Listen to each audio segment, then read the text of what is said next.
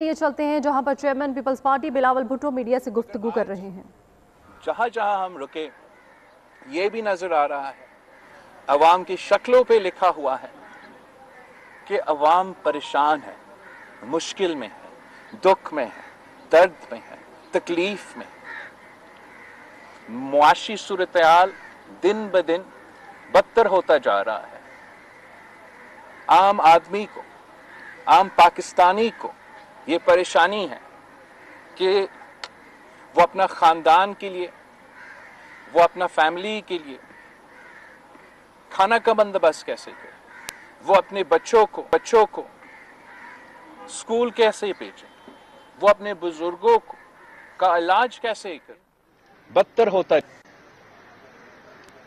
आम आदमी को, आम पाकिस्तानी को ये परेशानी है कि वो अपना खानदान के लिए, वो अपना फैमिली के लिए खाना का बंदोबस्त कैसे करे, वो अपने बच्चों को स्कूल कैसे भेजें, वो का इलाज कैसे करवाएं, वो अपना बिजली का बिल कैसे भरे, वो अपना पेट्रोल का बिल कैसे भरे।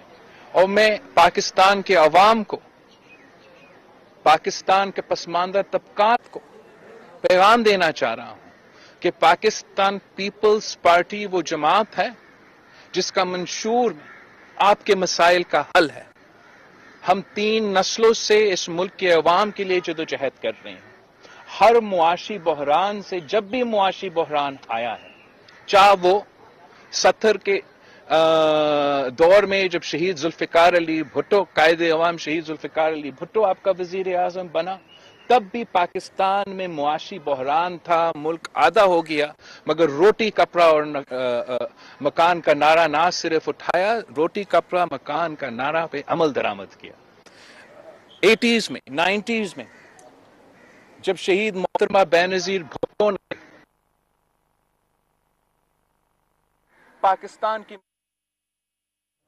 बदीन में चेयरमैन पीपल्स पार्टी बिलावल भुट्टो इस वक्त मीडिया से गुफ्तगू कर रहे हैं। उनका कहना है कि नौजवानों को रोजगार फराहम की थी। शहीद मोहतरमा बेनजीर भुट्टो तो मशहूर थी कि बेनजीर आएगी, रोजगार लाएगी। तो आज भी पाकिस्तान पीपल्स पार्टी ने शहीद भुट्टो और शहीद बीबी का नामुकम्मल मिशन को मुकम्मल करना है। हमने वो रोटी कपड़ा और मकान का दावा पूरा करना है। और आज के हालात में, आज की मुआशी सूरत-ए-हाल में मैं समझता हूं कि कायदे अवाम का जो मंशूर है वो वक्त का जरूरत है। और इंशाअल्लाह ताला मैं पाकिस्तान के अवाम के साथ जदोजहद करूंगा, मैं पाकिस्तान के अवाम के साथ मिलकर कैंपेन चलाऊंगा और इंशाअल्लाह ताला एक बार फिर पाकिस्तान पीपल्स पार्टी कामयाब होगी। एक बार फिर पाकिस्तान पीपल्स पार्टी को मौका मिलेगा इस मुल्क के अवाम को खिदमत करने का।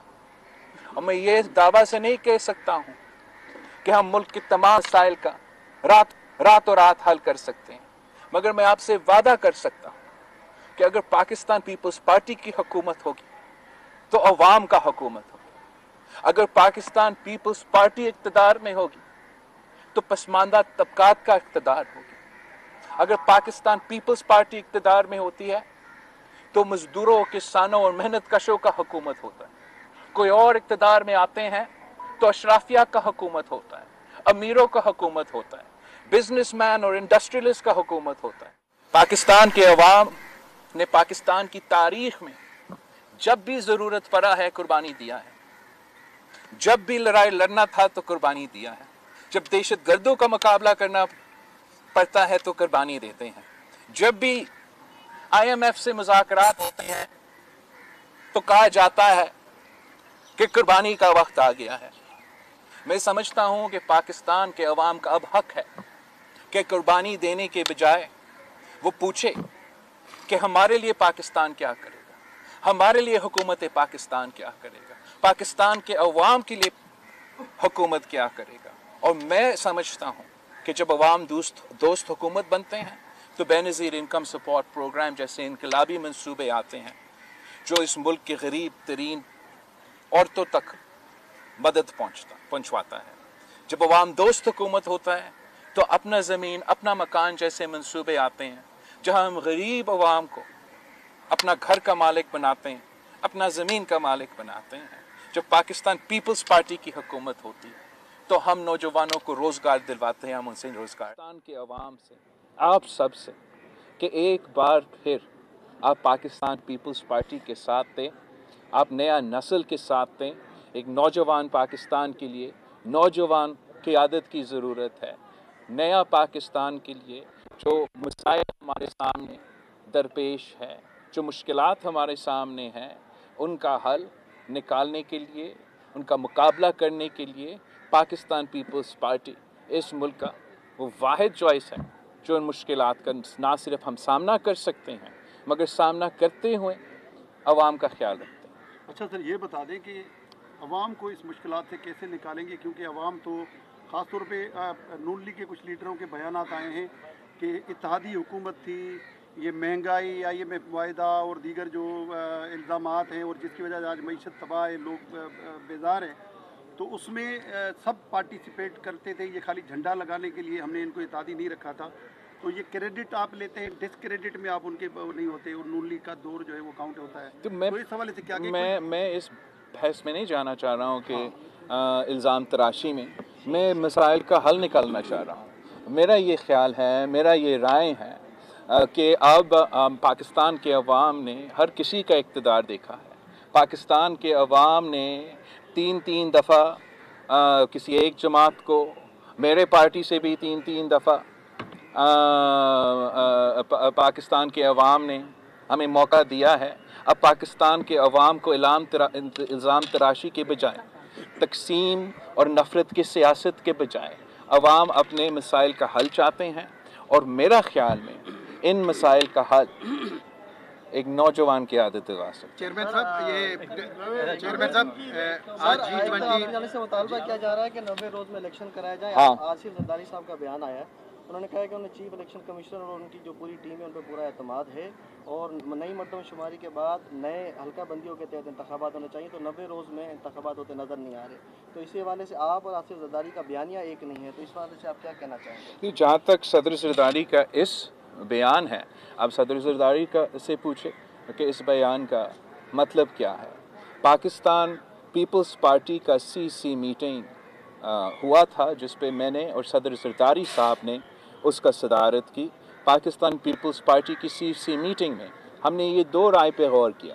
एक तरफ जो 90 दिन का सिलसिला है, जो आइन में जो लिखा गया है, उस मीटिंग में पाकिस्तान पीपल्स पार्टी के तमाम जो लीगल एक्सपर्ट्स हैं उन सब ने हमें बताया कि आइन के मुताबिक 90 दिन में इलेक्शंस होने चाहिए। घर के मामलों में मैं सदर जरदारी साहब की बातों पे पाबंद हूँ। जहाँ तक सियासी बातें हैं और जहाँ तक आइन की बात है और जहाँ तक पार्टी पॉलिसी है, तो मुझे अपने कारकुन के और अपना पार्टी सेंट्रल एग्जीक्यूटिव कमेटी के जो फैसले हैं उन पे पाबंद हूँ। हमने पिछले जो CC मीटिंग में था उसमें ये फैसला किया था कि इलेक्शन कमीशन से रब्ता होगा। पाकिस्तान पीपल्स पार्टी का एक डेलीगेशन इलेक्शन कमीशन से रब्ता किया। हमने अपना एतराज़ात उनके सामने रखे, उन्होंने अपना ख्यालात हमारे सामने रखे। अब मैं रास्ते में हूँ, मैं लाहौर जा रहा हूँ। जैसे हम लाहौर पहुँचते हैं इंशाअल्लाह ताला पाकिस्तान पीपल्स पार्टी का अगला सेंट्रल एग्जीक्यूटिव कमेटी मीटिंग होगा। अगर किसी और का कोई और राय होगा वो उस मीटिंग में मेरे सामने रख सकते हैं। चेयरमैन साहब ये बता दीजिएगा, आजकल जो है वो ये बातें चल रही हैं कि मुआशरत को सुधारेंगे, अब डंडे के जोर पर मुआशरत सुधारेंगे, कि डॉलर यकमुश्त गिरते हुए नजर आएगा। तो आपको लगता है कि अगर वाकई डंडे के जोर पर मुआशरत दुरुस्त हो सकती है तो ये 77 साल में क्यों नहीं हो पाई? अब क्या ये 6 महीने की बातों में मुआशरत सुधर गई तो क्या ये लंबा जाएगा सिलसिला? फिर लंबा जाने का तो अगर बिजली का कीमत को नीचे ले आया जा सकता है, अगर डॉलर का रेट कम किया जा सकता है, अगर पेट्रोल की कीमत कम किया जा सकता है, अगर पाकिस्तान के अवाम के मसाइल ख़त्म किया जा सकता है, तो फिर हमारा और पूरा पाकिस्तान के अवाम का कोई एतराज़ नहीं होगा कि ये केयर टेकर्स अपना जो जादू है वो जादू करे। हमारा ख्याल में, मेरा ख्याल में कि ये जो जो जो मुआशी बहरान है वो उसमें इतने मसले हैं कि इतना जल्दी हल होने वाला नहीं है, और अगर हल निकलना है तो सिर्फ़ और सिर्फ पाकिस्तान के अवाम के मुंतखब नुमाइंदे इन मसाइल का हल निकाल सकते हैं। इसलिए पाकिस्तान के अवाम के जो मुंतखब नुमाइंदे हैं वो अवाम के दरमियान में होते हैं, वो अवाम की जो मसाइल है उनको जानते हैं, उनको पता है कि इस्लामाबाद में मैं अभी 18 महीना जो है ना, या इस्लामाबाद में या जहाज़ में गुज़र के वापस आया हूँ, जो ज़मीनी हक़ाइक़ है और इस्लामाबाद में जो एक इम्प्रेशन पैदा किया जाता है उसमें फ़र्क होता है। मैं समझता हूँ कि पाकिस्तान के तमाम मसाइल का हल जमहूरियत है, और पाकिस्तान के तमाम मसाइल के हल पाकिस्तान के मुंतखब नुमाइंदे के साथ है। जहाँ तक केयर टेकर हुकूमत है, हमारा कोई एतराज़ नहीं है केयर टेकर हुकूमत से। केयर टेकर हुकूमत अपना काम करे, जो माजी के पॉलिसीज़ है वो कंटिन्यू कर सकते हैं, नया पॉलिसीज़ तो कानून के मुताबिक और आइन के मुताबिक वो इंट्रोड्यूस नहीं कर सकते हैं। और हमारा केयर टेकर से कोई एतराज़ नहीं है, मगर ये चेयर टेकर्स ना बने। अगर ये चेयर टेकर्स बनते हैं तो फिर हमारा एतराज़ होगा। बिलावल साहब, ये कांग्रेस पार्टी में आजकल जो है वो बड़ा गैप नजर आ रहा है। ये जब पीडीएम थी तब इनमें ज़्यादा गुर्बत दिखने में आ रही थी, और दोनों की जानिब से आजकल जो उनके नुमाइंदों की जानिब से बयानात आ रहे हैं, उससे लग रहा है कि गैप जो है वो बढ़ता जा रहा है। उसकी वजूहत क्या है? सर, इसमें एक और भी बात एक एक करके मैं सवाल के जवाब दे सकता हूँ भाई।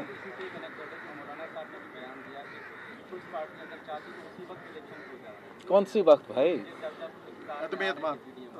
अदम एतमाद के वक्त हाँ, इलेक्शंस तो उस वक्त भी हो सकते थे, मगर वो तो खान साहब का मुतालबा था।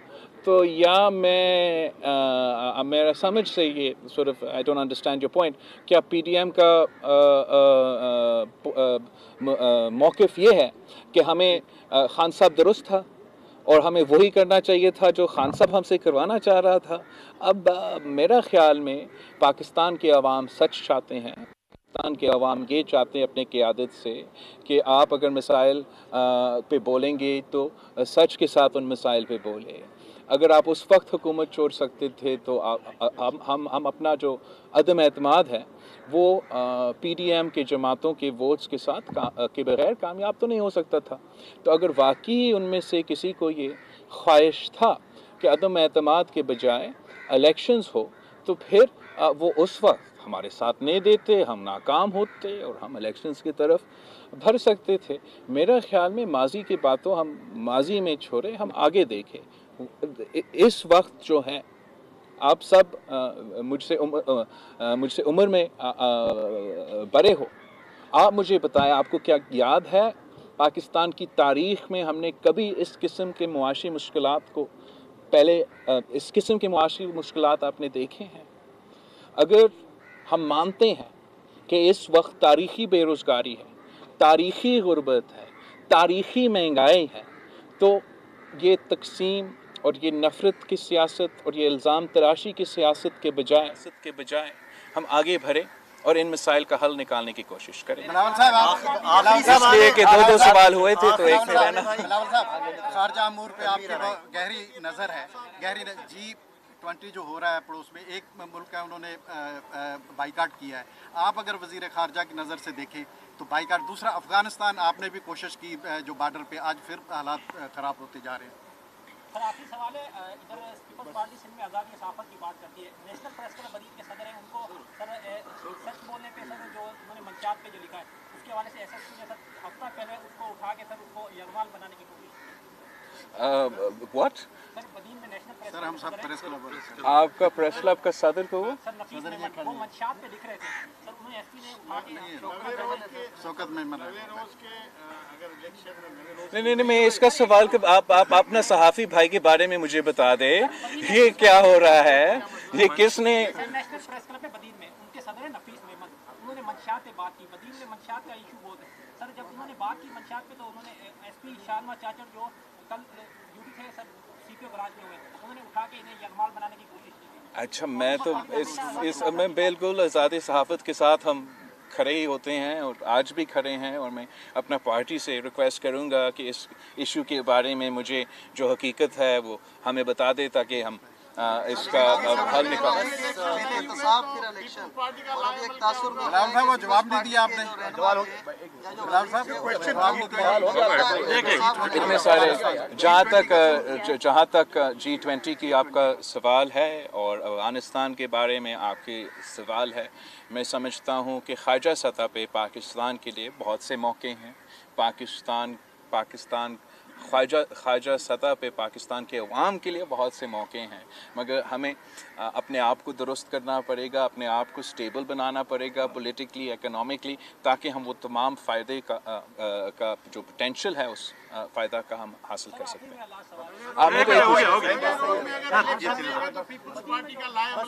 पाकिस्तान पीपल्स पार्टी का CC मीटिंग लाहौर में होने जा रहा है। वहाँ जो ये आपका सवाल है उसका